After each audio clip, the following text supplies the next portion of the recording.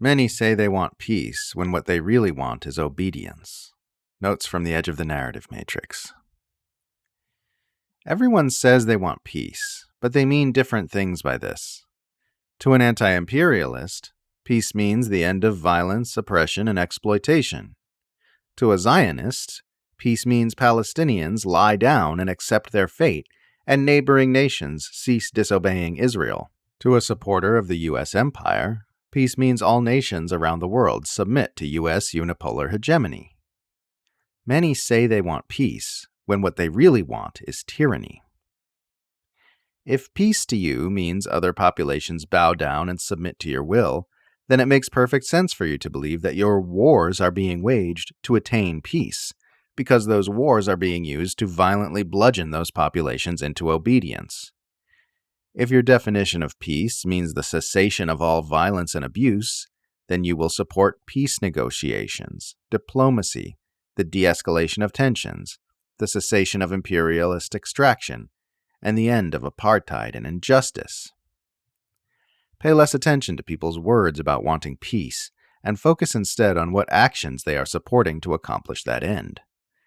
This will show you the truth about what they really want. Someone asked, can we all agree that our world would be better off without a Hamas? This is the sort of question that can only make sense to you if you view Hamas as some sort of invasive alien presence which was imposed upon Palestine from the outside, instead of a natural emergence from the material circumstances that have been forced upon Palestinians. If you've got a group of people being sufficiently oppressed and violently persecuted by the ruling power, you're going to start seeing violent opposition to that ruling power as sure as you'll see blood arise from a wound. If Hamas had been completely eliminated a decade ago, there would be a Palestinian group organizing violence against the state of Israel today under that or some other name. If Hamas is completely eliminated tomorrow, there will be a Palestinian group organizing violence against the state of Israel in a matter of years, assuming there are any Palestinians left when this is all over, of course. If a man starts strangling me, at some point I'm going to try to gouge his eyes and crush his testicles. That's just what happens when humans find themselves under a sufficient amount of existential pressure. Asking if the world would be better without Hamas is as nonsensical as asking if Alaska would be better off without coats. The presence of coats in Alaska is the natural consequence of the material conditions in that region, and as long as those material conditions persist for the population of Alaska, then there will necessarily be coats.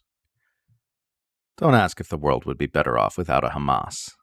Ask if the world would be better off without the conditions which made a Hamas inevitable. Biden has started a new U.S. war in Yemen while backing a genocide in Gaza, both of which are fully supported by the party which supposedly opposes him. But by all means, go ahead and spend the rest of the year fixating on the U.S. presidential race. Know how you can tell it no longer matters who the U.S. president is? They stopped getting assassinated. The Biden administration's justifications for its acts of war in Yemen are premised on the absurd assumption that the world economy should march on completely uninhibited during an active genocide. Supporting the world's most powerful government, bombing the poorest country in the Middle East for trying to stop a genocide, is the most sycophantic bootlicking you can possibly cram into a single political opinion. Israel isn't relentlessly murderous and abusive because it's run by Jews. It's relentlessly murderous and abusive because that's the only way to maintain an ethno-state that was abruptly dropped on top of an already existing civilization. This would be true if it had been a Mormon state or a Romani state. Take any already existing country with its own ethnic and religious makeup and its own relationships with surrounding countries, and drop a brand new artificial ethno-state on top of it with a deluge of immigrants who are designated special and above the rest of the people in that region, and you're going to get a ton of violence. You're also going to see the dominant group espouse supremacist ideological beliefs to justify why it's fine for them to be placed above the other group and receive better treatment by the state. These things would happen regardless of what those respective ethnic and religious makeups happen to be. How can we be sure of this? because we've seen it happen time and time again in other settler colonialist projects throughout history, which had nothing to do with Jews or Muslims. It's not about Jews and Judaism.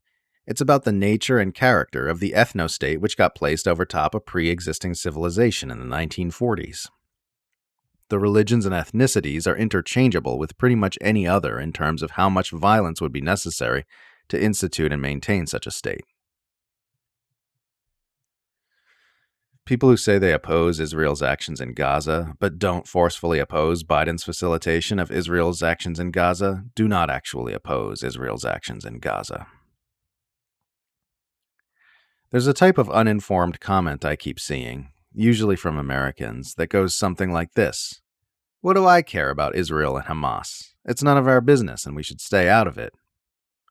This comment is born of the misunderstanding that people want the U.S. to meddle in Middle Eastern affairs to stop the slaughter in Gaza, which is a notion many Americans reflexively oppose these days because they have learned that U.S. humanitarian interventions in that region are consistently disastrous and very often costly.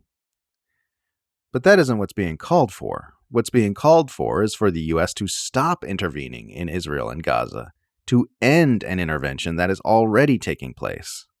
The U.S. has been pouring billions of dollars of weaponry into Israel every year for many years now, and has sent a whole lot more since October 7th to assist the Israeli butchery that's been happening in Gaza. If the U.S. ceased supporting Israel's violence in Gaza, that violence would necessarily be forced to end. As a retired Israeli major general named Yitzhak Brick told the Jewish News Syndicate in November, all our missiles, the ammunition, the precision-guided bombs, all the airplanes and bombs, it's all from the U.S. The minute they turn off the tap, we can't keep fighting. You have no capability. Everyone understands that we can't fight this war without the United States, period. If you don't want your government engaging in foreign conflicts and intervening in foreign affairs, then you should oppose the U.S.-backed massacres in Gaza, because that's exactly what it is. The anti-interventionist position for an American to have is to demand that the Biden administration stop actively facilitating this mass atrocity.